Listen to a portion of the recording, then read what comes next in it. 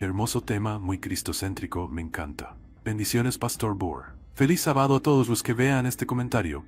Jesús se sintió responsable y no dejarnos o abandonados, pues nos amó hasta la muerte. Jesús nos creó para que vivamos eternamente, y por eso vino para que disfrutemos la vida eterna de nuevo. Recién terminamos de ver en familia. Gracias por el hermoso mensaje. Dios es amor, y nos ama de tal manera que entregó a su Hijo por sus criaturas. Ahora nos llama hijos a los que creen en Jesús. Alabado y glorificado sea el nombre de nuestro Dios. Méritos de Cristo nuestro Salvador. Amén. El título general de los tres temas es movilidad descendiente y ascendente. Un título un tanto extraño, pero a medida que estudiemos se van a dar cuenta por qué puse ese título. Durante el ministerio de Jesús, los 12 constantemente discutieron sobre quién iba a ser el mayor en el reino de los cielos. Cada vez Jesús los reprendió, enseñándoles que el secreto de la verdadera grandeza no es codiciar el puesto más elevado, sino descender en servicio al puesto más bajo. Sin embargo, Jesús no solo les enseñó acerca de la virtud de la humildad. En el aposento alto, el día antes de su muerte, el maestro se humilló y les dio una lección práctica de lo que él les había enseñado. Para demostrar lo que enseñaba, el maestro se humilló, inclinándose para lavar los pies de sus propios discípulos. En ese tiempo las calles no estaban pavimentadas y era una temporada de lluvias, y por lo tanto podría ser que sus pies estaban embarrados, pero ciertamente si no estaban embarrados, estaban polvorientos. Mientras que los 11 estaban estupefactos y confundidos por lo que hizo Jesús, Judas estaba consternado y disgustado. Siempre había albergado la esperanza de que Jesús ascendería al trono y gobernaría con una vara de hierro y colocaría a los discípulos en posiciones en ese reino. En cambio, Jesús se humilló para lavar los pies de sus propios discípulos. El arrogante traidor pensó entre sí: si este maestro se humilló, rebajó su dignidad y se humilló hasta el punto de lavar los pies de sus propios siervos, ciertamente este no puede ser el Mesías prometido. Después de su acto, Jesús aprovechó el momento para enseñar a sus discípulos que la humildad y el servicio son el secreto de la verdadera grandeza.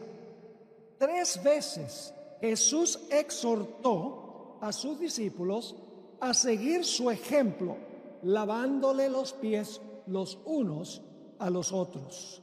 Eso lo pueden encontrar en Juan 13 y los versículos 12 al 16. Ahora sabemos que Jesús se vació a sí mismo durante su estadía terrenal, tomando forma de siervo y sometiéndose a la voluntad de su Padre. Sin embargo, ¿será posible que, aunque Jesús es 100% Dios como su Padre, que Él se haya sometido voluntariamente a la autoridad de su Padre, no solo durante su ministerio terrenal, sino también en la eternidad pasada y en la eternidad futura? Y que Jesús haya dicho, aunque está en un nivel de igualdad como el Padre, como persona, teniendo todos los atributos divinos, siendo Dios en 100%, que Jesús haya dicho: el Padre es mayor que yo, como lo dice Juan 14 y el versículo 28. Para responder a esta pregunta, vamos a seguir la trayectoria de la humildad de Jesús desde la eternidad pasada hasta la eternidad futura.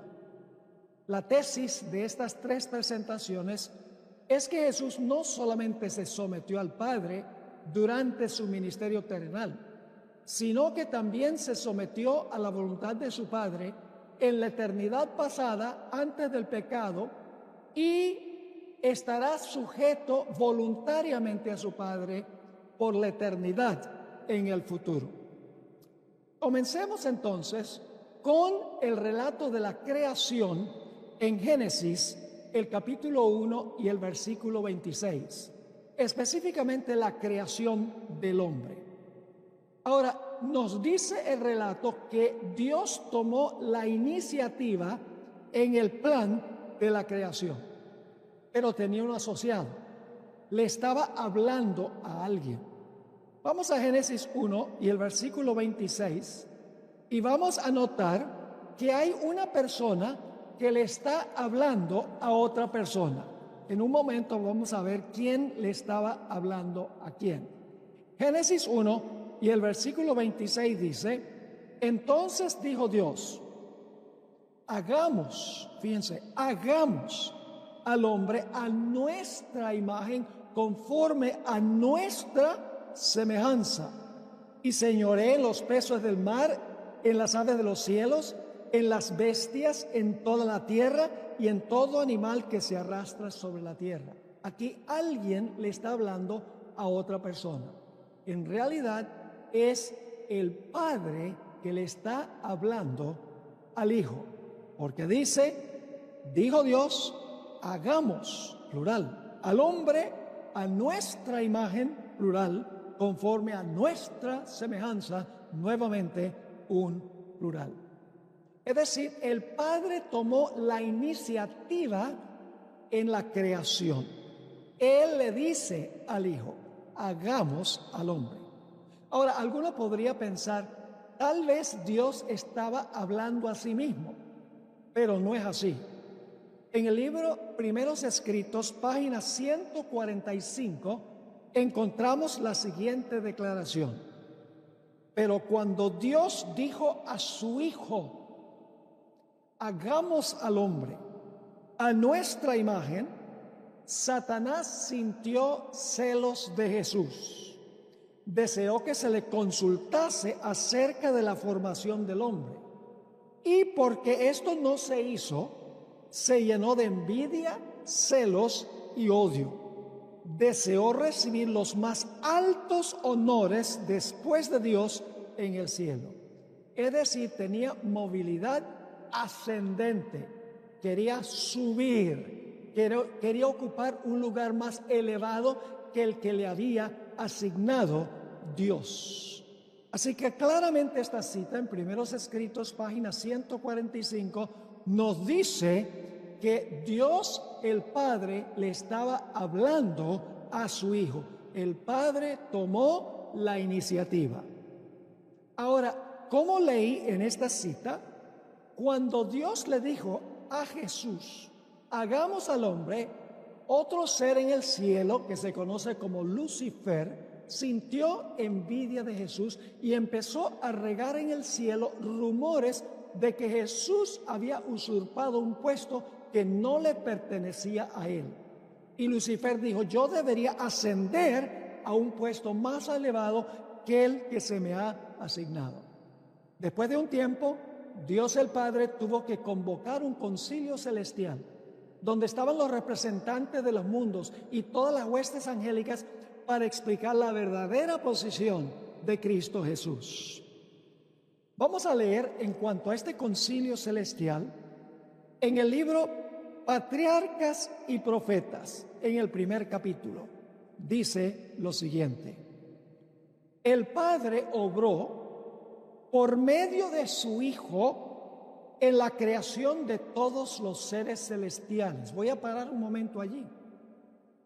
El Padre obró por medio, no olviden eso, por medio de su Hijo en la creación de todos los seres celestiales. Noten que el Señor Jesús creó a todos los seres celestiales, no solo creó a Adán y Eva.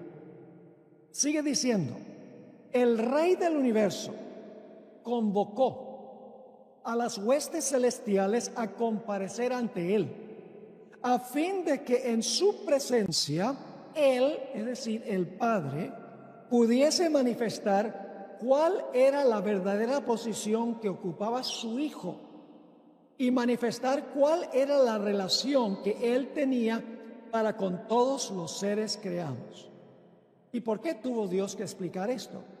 Porque Lucifer había engañado a los ángeles a pensar que Jesús y él estaban sobre un nivel de igualdad y que el Padre caprichosamente había favorecido a Jesús y a él no. Sigue diciendo la cita. El Hijo de Dios compartió el trono del Padre y la gloria del Ser Eterno, es decir, la gloria del Padre, la gloria del Ser Eterno, quien existía por sí mismo, cubrió a ambos. Alrededor del trono se congregaron los santos ángeles, una vasta e innumerable muchedumbre, millones de millones, y los ángeles más elevados, como ministros y súbditos, se regocijaron en la luz que de la presencia de la deidad caía sobre ellos. Ante los habitantes del cielo reunidos, fíjense, este es el concilio celestial, están reunidos todos los habitantes del cielo. Ante los habitantes del cielo reunidos, el Rey, es decir, el Padre, vamos a ver, el Rey declaró que ninguno, excepto Cristo, el Hijo unigénito de Dios, podía penetrar en la plenitud de sus propósitos y que a él, es decir, a Jesús, a él le estaba encomendada la ejecución de los grandes propósitos de su voluntad, es decir, de la voluntad del Padre. El Hijo de Dios, escuchen bien, había ejecutado la voluntad del Padre en la creación de todas las huestes del cielo. Muy importante eso. Jesús creó todas las huestes del cielo, pero Él ejecutó la voluntad del Padre en la creación de todos los seres celestiales. Así que dice, el Hijo de Dios había ejecutado la voluntad del Padre en la creación de todas las huestes del cielo. Y a Él, así como a Dios, es decir, así como al Padre, debían ellas tributar homenaje y lealtad. Cristo había de ejercer aún el poder divino. Fíjense que Jesús es 100% Dios, porque dice que Él iba a ejercer el poder divino en la creación de la tierra y sus habitantes. ¿Quién iba a crear a los habitantes de la tierra? Dice, Cristo había de ejercer aún el poder divino en la creación de la tierra y sus habitantes. Pero ahora escuchen, pero en todo esto no buscaría poder o ensalzamiento para sí mismo en contra del plan de Dios, sino que exaltaría la gloria del Padre y ejecutaría sus propósitos, es decir, los propósitos del Padre de beneficencia y amor. Qué extraordinaria cita es esta. Nos abre el telón para entender la relación entre el Padre y el Hijo y el origen del mal en el universo, que fue en el cielo, no en la tierra. Ahora, Elena White presenta otra cita que describe el mismo concilio, pero agrega detalles que no están en la cita que acabo de leer. Así que vamos a leer esa cita. Dice lo siguiente: el gran creador convocó a las huestes celestiales para conferir honra especial a su Hijo en presencia de todos los ángeles. Es decir, en ese concilio el Padre convocó a todos los seres del cielo para, según esto, conferir honra especial a su Hijo. Sigue diciendo, el Hijo estaba sentado en el trono con el Padre, con la multitud celestial de santos ángeles reunida a su alrededor. Entonces el Padre hizo saber que Él mismo había ordenado, fíjense, el Padre fue el que ordenó, que Él mismo había ordenado que Cristo, su Hijo, fuera igual a él. De modo que doquiera estuviese su Hijo, estaría él mismo también. Ve que ambos son 100% Dios. El Padre lo había ordenado así. Sigue diciendo, la palabra del Hijo debería obedecerse tan prontamente como la del Padre. Él, el Padre, había investido a su Hijo. Fíjese que el Padre ordenó que Jesús fuera igual que él, y el Padre invistió a su Hijo, y el Padre convocó el concilio celestial. El Padre confirió honra sobre el Hijo. Sigue diciendo, él había investido a su Hijo con autoridad para comandar a las huestes celestiales. El Padre le había dado ese papel a Jesús. Sigue diciendo, especialmente debía el Hijo obrar en unión con Él. El Hijo debía obrar en unión con el Padre, en otras palabras. Dice, especialmente debía el Hijo obrar en unión con Él en el proyecto de creación de la tierra y de todo ser viviente que habría de existir en ella. El Hijo ejecutaría su voluntad, es decir, la voluntad del Padre, sus propósitos, los propósitos del Padre. No haría nada de por sí mismo solo. La voluntad del Padre se cumpliría en él. Qué citas extraordinarias estas, que abren el telón y nos permiten ver la prehistoria, aún antes de la creación de este mundo. Ahora, alguno podría pensar, pero Pastor Bor, ¿hay alguna evidencia bíblica que lo que dice Elena White aquí es correcto? ¿Que Jesús desempeñó la voluntad del Padre? ¿No reclamó gloria para sí mismo? Como dice, el Padre confiere honra sobre Jesús. El Padre convocó el concilio celestial, había ordenado que Jesús fuera igual a él, etcétera, etcétera. ¿Será que la Biblia apoya eso? Vamos a mirar ahora el testimonio bíblico que corrobora lo que nosotros acabamos de notar del espíritu de profecía.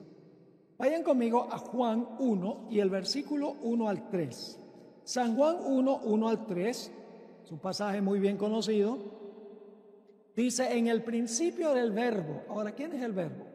Bueno, el verbo es Jesús, porque el versículo 14 dice, aquel verbo fue hecho carne y habitó entre nosotros. Así que dice, en el principio era el verbo. Se podría traducir la palabra también. Algunas versiones traducen la palabra. En el principio era la palabra, y la palabra era con Dios, y la palabra era Dios. No hay duda alguna que Jesús es Dios en todo sentido de la palabra. No cabe duda que Jesús tiene los atributos divinos. Es tan divino como el Padre. Pero voluntariamente, posicionalmente, se ha decidido someter a la voluntad del Padre y seguir los designios y los planes del Padre. Sigue diciendo el versículo 2. Este era en el principio con Dios. Son dos personas. Estaba con Dios. Y luego el versículo 3 es el versículo clave. Dice, todas las cosas por Él fueron hechas. ¿Por quién fueron hechas todas las cosas? El Verbo. Y el Verbo es Jesús. Así que dice, todas las cosas por Él fueron hechas, y sin Él nada de lo que ha sido hecho fue hecho. Así que este pasaje nos dice que el Señor Jesucristo fue el creador. Hemos visto que desempeñó el plan que diseñó el Padre y lo implementó. Vamos ahora al libro de los Hebreos, capítulo 1 y los versículos 1 y 2 que repiten la misma idea. Hebreos 1, 1 y 2. Dice, Dios, habiendo hablado muchas veces, aquí se refiere al Padre, y de muchas maneras, en otro tiempo a los padres por los profetas. En otras palabras, Dios el Padre habló en el Antiguo Testamento a través de los profetas. Sigue diciendo en el versículo 2, en estos postreros días nos ha hablado por el Hijo. ¿Cómo nos habla el Padre?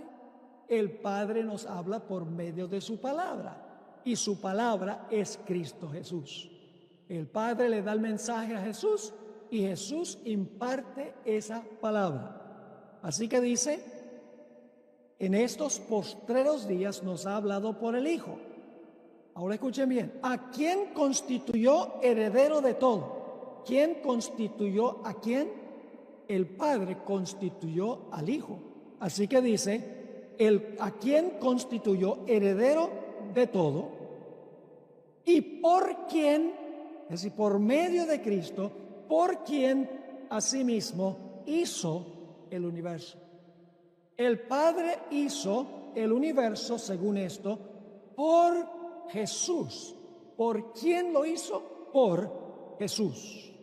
Vamos ahora a Colosenses 1, versículos 16 y 17. Colosenses 1, 16 y 17. Algunos dirán, ¿será que Jesús también creó todo lo que está en el cielo? Como dice la hermana White, obviamente sí. Noten Colosenses 1, 16 y 17. Está hablando de Jesús. Porque en Él fueron creadas todas las cosas. Y usted, bueno, ¿quién sabe que ese Él es Jesús? Sigamos leyendo. Porque en Él fueron creadas todas las cosas, las que hay en los cielos y las que hay en la tierra, visibles e invisibles, sean tronos, sean dominios, sean principados, sean potestades, todo fue creado por medio de Él y para Él. Y Él, Jesús, es antes de todas las cosas, y todas las cosas en Él subsisten. Este pasaje es explícito. Dice que Jesús creó todas las cosas en los cielos y también en la tierra. Y que todo fue creado por medio de Él. Es decir, el Padre por medio de Jesús. El Padre desarrolla el plan y Jesús lo habla a la existencia. En un momento les voy a leer una cita muy significativa. Vamos a 1 Corintios 8 y el versículo 6. 1 Corintios 8 y el versículo 6 dice: para nosotros, sin embargo, solo hay un Dios, el Padre, del cual proceden todas las cosas, y nosotros somos para Él. Y un Señor Jesucristo, por medio del cual son todas las cosas, y nosotros por medio de Él.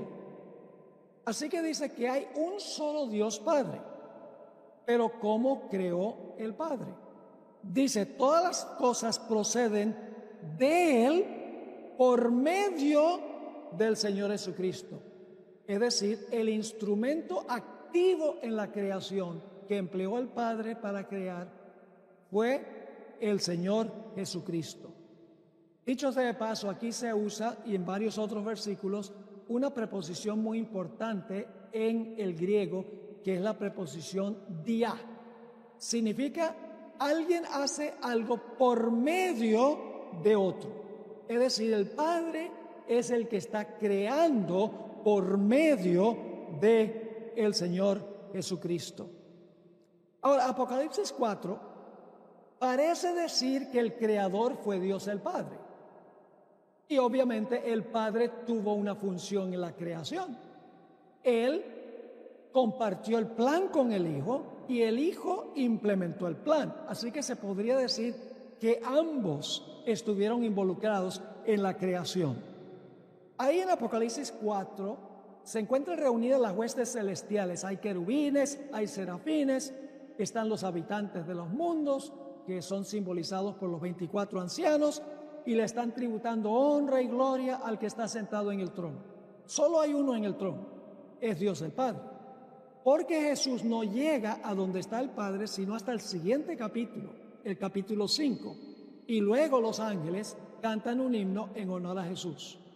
Ahora, en el capítulo 4 está sentado el Padre en el trono. Y los seres celestiales están cantando un himno en honor a Él como el Creador. Note lo que dice Apocalipsis 4 y el versículo 11. Señor, digno eres de recibir la gloria y la honra y el poder, porque tú creaste todas las cosas y por tu voluntad existen y fueron creadas. Fíjense, es muy interesante leer con cuidado este versículo, porque dicen al que está sentado en el trono, tú creaste todas las cosas, y luego explica en qué sentido. Y por tu voluntad existen y fueron creadas. ¿Fueron creadas por quién? Según los otros versículos. Fueron creadas todas las cosas por medio de Cristo Jesús. ¿En qué sentido entonces se describe al Padre como creador en este versículo? ¿Y por qué se refirió Elena White al Padre como el gran creador? ¿No leímos que la creación vino por medio del Hijo? Sí, pero la voz pasiva en este texto, fueron creadas, indica que el Padre no era el agente activo en la creación. Todas las cosas fueron creadas por la voluntad del Padre, por medio o a través del Hijo. Encontramos en Patriarcas y Profetas, página 14, repitiendo algo que leí anteriormente, el Hijo de Dios había ejecutado la voluntad del Padre en la creación de todas las huestes del cielo. Por eso es que el Salmo 33, un salmo muy interesante, que indudable muchos de nosotros conocemos, quiero leer ese texto, el Salmo 33, y vamos a leer el versículo 6 y luego el versículo 9. Dice, por la palabra de Jehová fueron hechos los cielos, y todo el ejército de ellos por el aliento de su boca. Ahora, ¿quién es la palabra según leímos en Juan 1? La palabra es Cristo Jesús. Así que cuando dice aquí, por la palabra de Jehová fueron hechos los cielos y todo el ejército de ellos por el aliento de su boca, se está refiriendo a Jesús, quien está verbalizando, podríamos decir, los mandatos de la creación, implementando el plan, el diseño del Padre. Y luego dice en el versículo 9, porque Él dijo, fíjese quién está hablando, la palabra está hablando, Jesús está hablando, porque Él dijo y fue hecho, Él mandó y existió. Elena White tiene una cita muy extraordinaria. Es una cita que se encuentra en el manuscrito 77 de 1899. Fíjense lo que ella dice.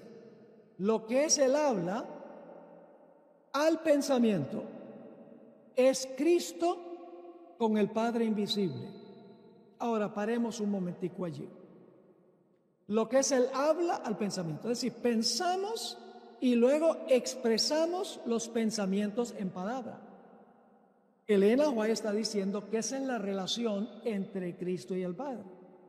El Padre diseña el plan en su mente, lo comparte con Jesús y el Señor Jesucristo lo implementa, es decir, lo verbaliza, lo habla a la existencia. Por eso dice, lo que es el habla al pensamiento es Cristo con el Padre invisible. Él, Cristo, es la manifestación del Padre y es llamado la palabra de Dios.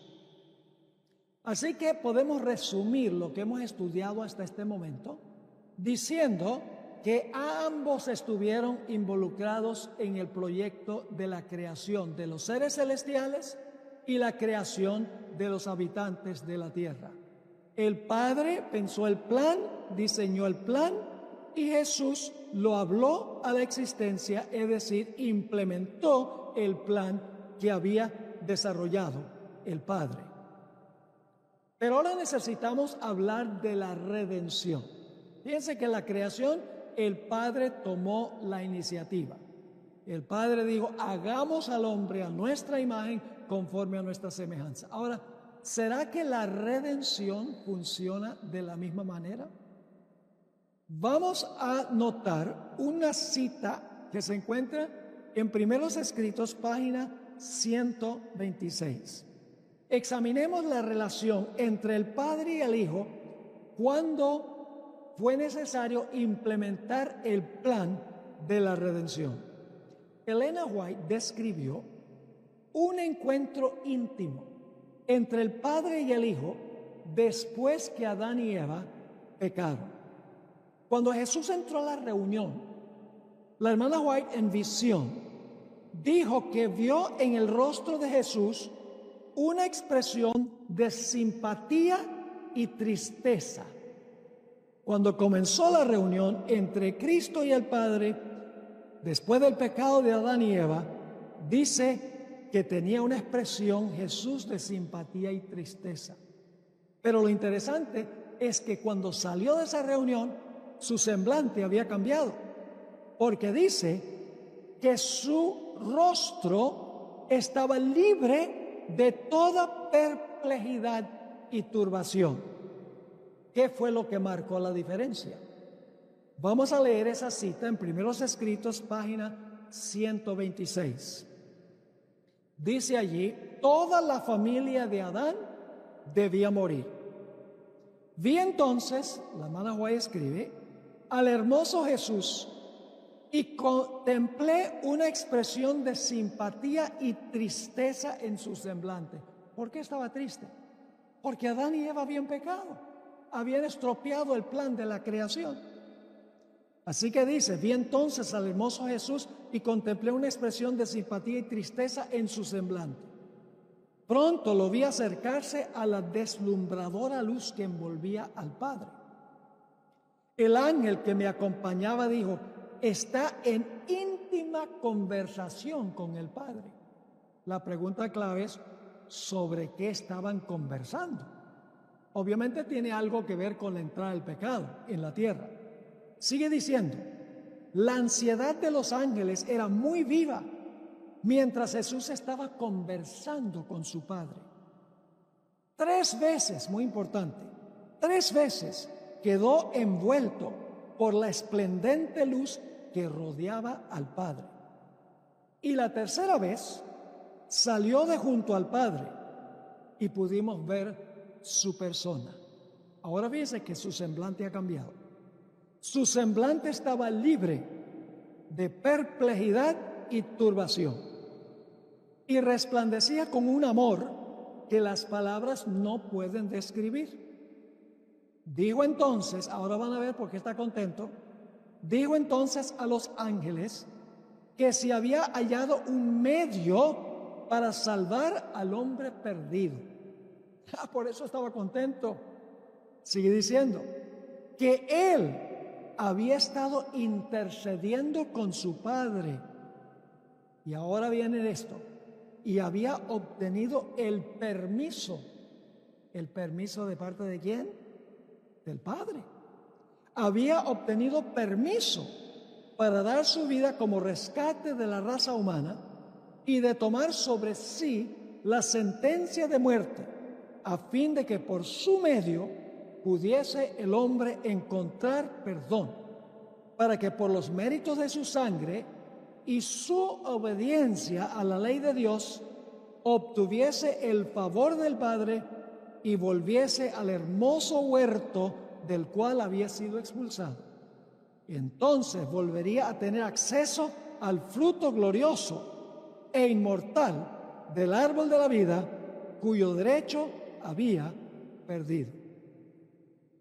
Así que encontramos que Jesús entra ante el Padre y dice que 3 veces es envuelto por la luz del Padre.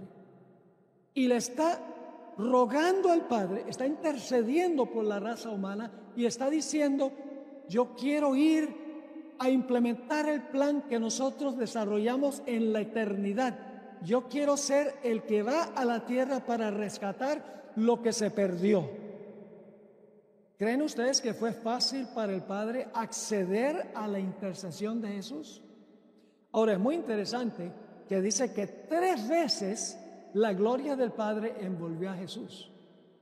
Y lo interesante es que cuando Jesús estaba en el huerto del Getsemaní, cuando estaba ya pasando por la experiencia que ya él conocía desde los siglos de la eternidad, le pide a su padre: Padre, si es posible, si es tu voluntad, quita esta copa que tengo que beber de mi mano, pero no, que no se haga mi voluntad, sino tu voluntad.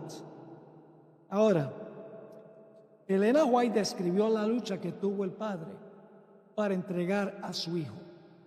Es notable que aunque Jesús era y es 100% Dios como el Padre, tuvo que buscar permiso del Padre para redimir al hombre. En otro lugar, Elena White describió la lucha que tuvo el Padre para renunciar a su hijo y la razón por la cual conversaron tanto tiempo en ese íntimo consejo. Patriarcas y Profetas, página 48, nos dice que esa conversación duró largo tiempo. Voy a leer esa cita. Cristo suplicó ante el Padre en favor del pecador, mientras la hueste celestial esperaba los resultados con tan intenso interés que las palabras no pueden expresarlo. Por largo tiempo duró aquella misteriosa conversación. Ya sabemos sobre qué conversaron: sobre el plan que se había elaborado en la eternidad, y ahora tenían que decidir si implementarlo y si Cristo iba a cumplir la voluntad del Padre en la redención. Así que dice, por largo tiempo duró aquella misteriosa conversación, el consejo de paz en favor del hombre caído. El plan de la salvación había sido concebido antes de la creación del mundo, pues Cristo es el Cordero, el cual fue muerto desde el principio del mundo. Ahora escuchen esto: aunque se había hecho el plan antes del pecado, dice, sin embargo, fue una lucha aún para el mismo Rey del universo, es decir, del Padre, entregar a su Hijo a la muerte por la raza culpable. Por eso es que duró tan largo tiempo. Fue una lucha para el Padre entregar a Jesús. Pero ahora viene la buena noticia. Dice la conclusión de esta cita en Patriarcas y Profetas, página 48. Pero de tal manera amó Dios al mundo, que ha dado a su Hijo unigénito, para que todo aquel que en Él cree no se pierda, mas tenga vida eterna. Así que esa reunión tuvo el propósito de Jesús interceder ante el Padre para que el Padre autorizara seguir adelante con el plan de la redención que ambos habían desarrollado en los siglos de la eternidad pasada. El pecado no tomó a Dios por sorpresa. En otra cita, en Primeros Escritos, página 127, Elena White describió nuevamente la lucha que tuvo el Padre. Dice, dijo el ángel, está hablando el ángel en el cielo, y el hermano White está escuchando esto. Dijo el ángel, ¿creéis que el Padre entregó sin lucha alguna a su querido y amado Hijo? No, no. Aún el Dios del cielo tuvo una lucha entre dejar que el hombre culpable pereciese o entregar a su amado Hijo para que muriese por la raza humana. Saben, hay una palabra en inglés que no se puede traducir apropiadamente en esta cita.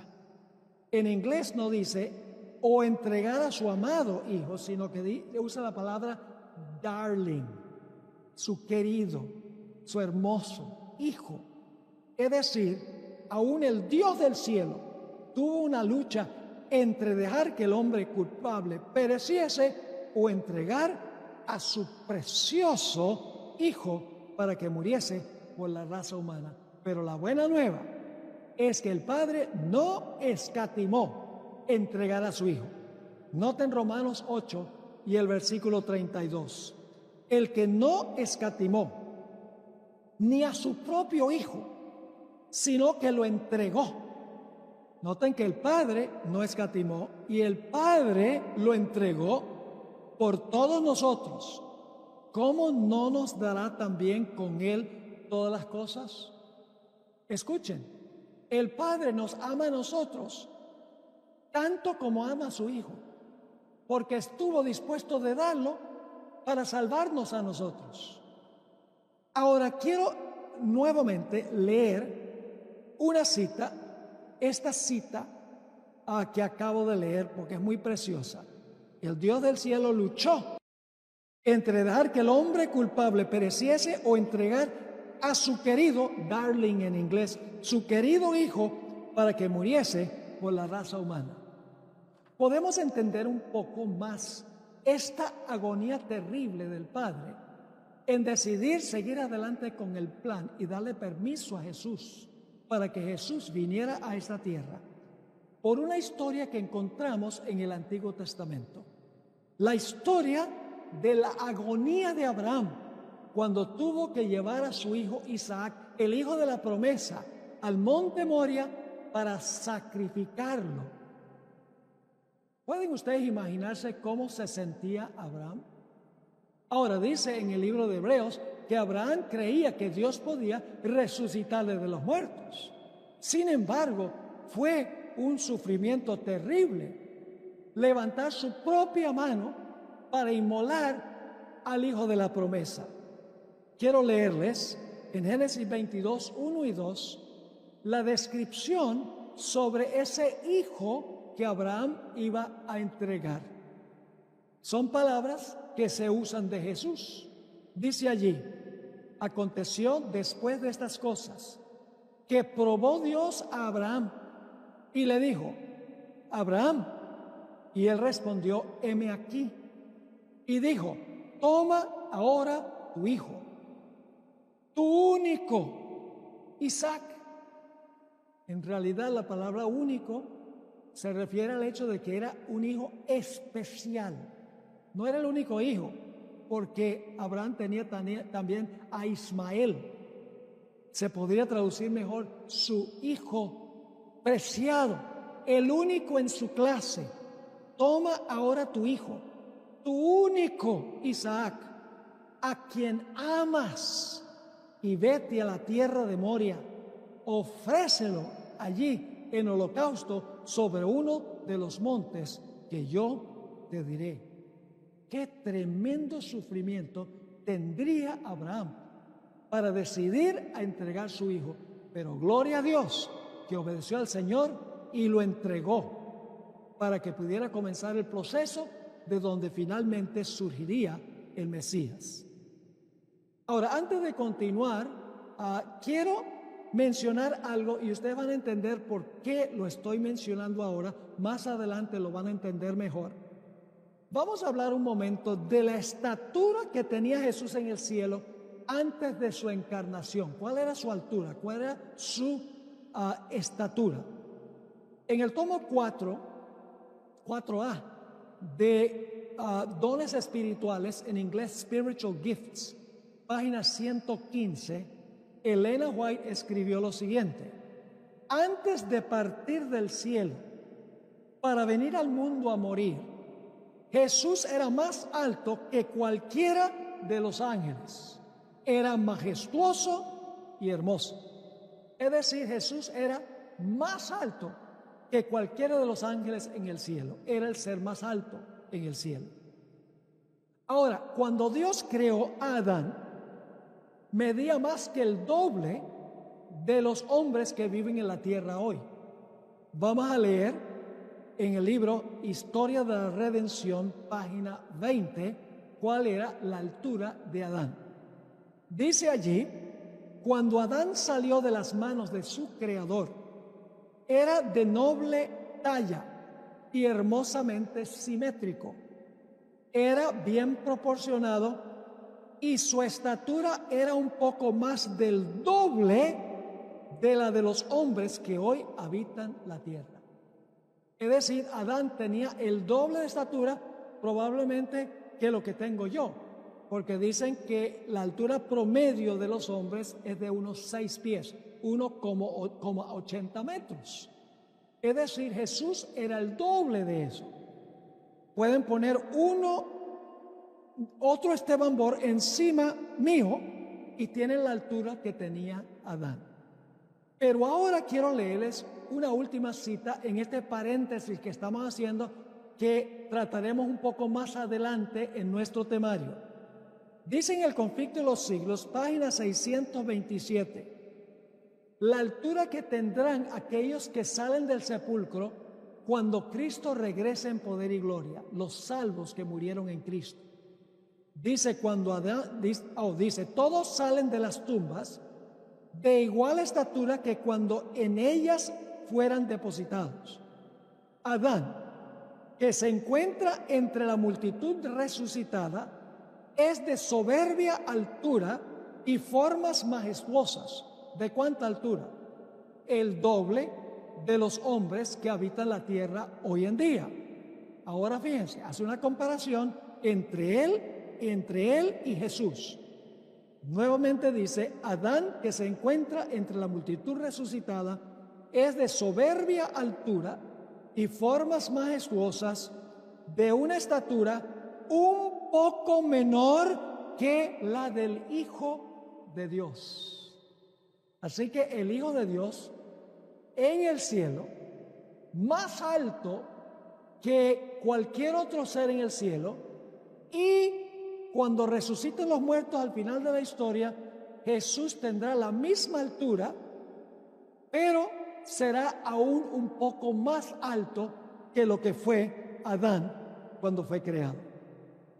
Ahora hablemos sobre quién tomó la iniciativa para dar y enviar a Cristo Jesús.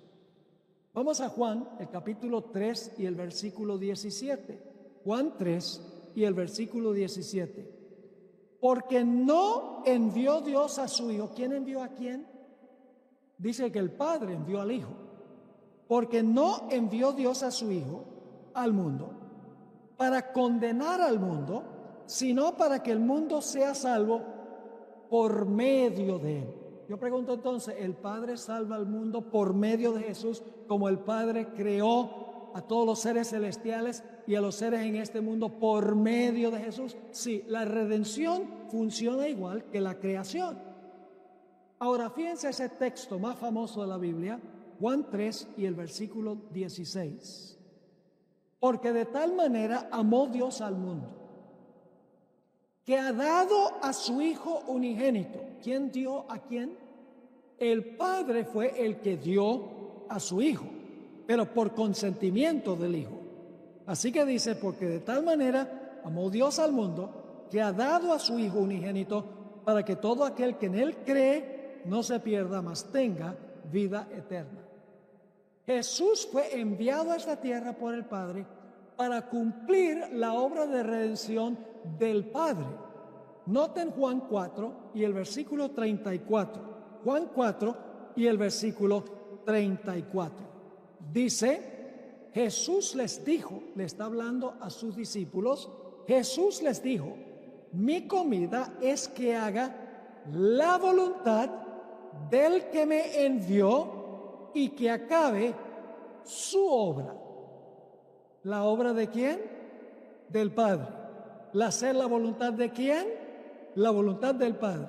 Así que Jesús fue enviado por el Padre para cumplir la obra del Padre. ¿Y cuál era esa obra? Dos puntos principales.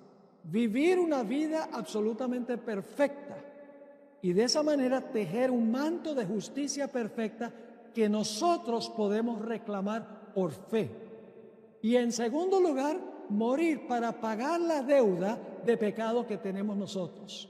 Jesús tenía que vivir y tenía que morir. Por eso el Padre lo envió, Jesús accedió, esa era la voluntad del Padre que Jesús cumple.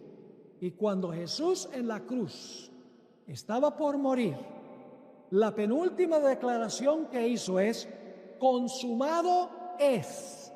Es decir, Padre, terminé la razón por la cual tú me mandaste. He cumplido la obra de la redención, así como cumplí tu plan en la obra de la creación. Ahora, ¿quién preparó el cuerpo encarnado de Jesús?